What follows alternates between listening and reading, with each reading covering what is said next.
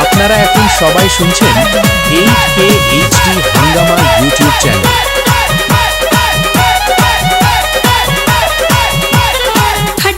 भाई हो देखो ऊपर ऐसन तो होई एकरा नीचे कैसन। भाई हो देखो ऊपर ऐसन तो होई एकरा नीचे कैसन। हमारा बुझाला ई झकास हो। पातर पातर होठ लाली पॉप लागता, चोलिया में दूगो आलू चॉप लागता। आ एक नंबर माल जिला टॉप लागता। एक नंबर माल जिला टॉप लागता। पतली कमरिया लापालप लागता। भाई हो देखो ऊपर ऐसन तो होई एकरा नीचे कैसन। हमारा बुझाला ई झकास है।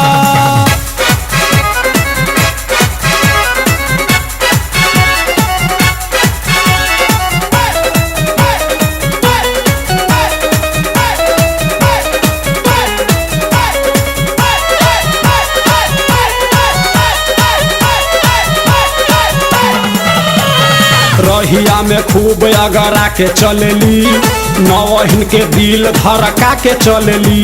आ छोटे छोटे कपड़ा चढ़ा के चलेली। आ छोटे छोटे कपड़ा चढ़ा के चलेली। आ से कसी बदनिया देखा के चलेली। भाई हो देखो ऊपर ऐसन तो होई एकरा नीचे कैसन।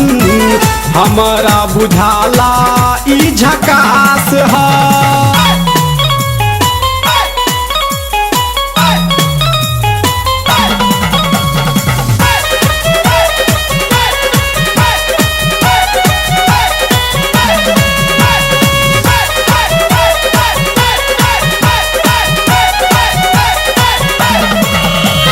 सोलह साल के एज में बेजोर लागेली।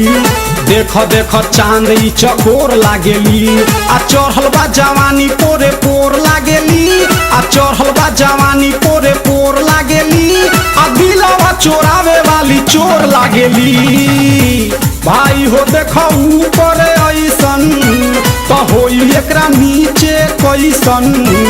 हमारा बुझाला ई झकास है।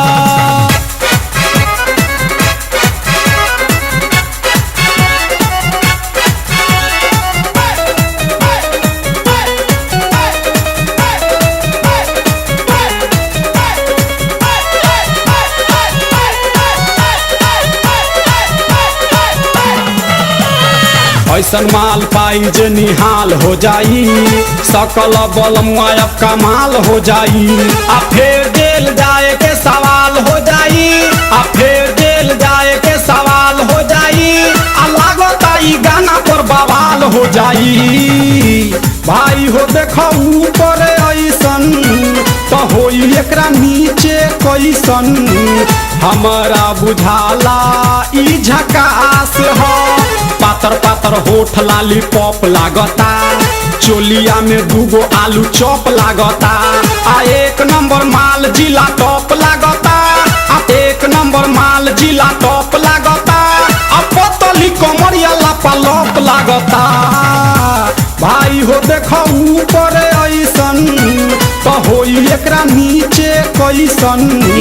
हमारा बुझाला ई झकास है।